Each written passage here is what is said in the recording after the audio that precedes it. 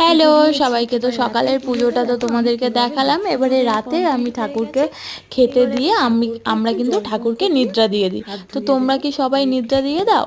তো আমার খেতে দেওয়া হয়ে গেছে। এখানে দেখো জলশঙ্খ দিয়ে ঘুরিয়ে নিলাম হাত ধোয়ার জন্য, হাত মুখ ধোয়ার জন্য জল দিয়ে দিলাম ঠাকুরকে। তো দেওয়ার পর একে একে কাপড় দিয়ে আবার তোমার করে দিলাম হাত মোছার জন্য।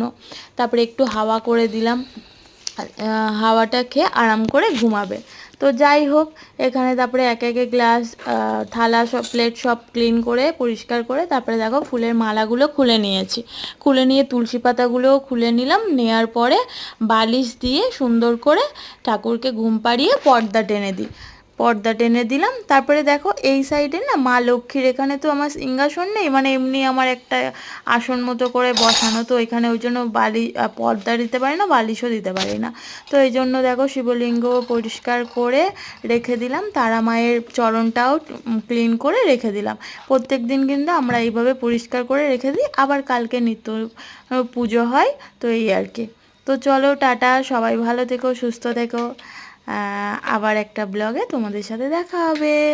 বাই।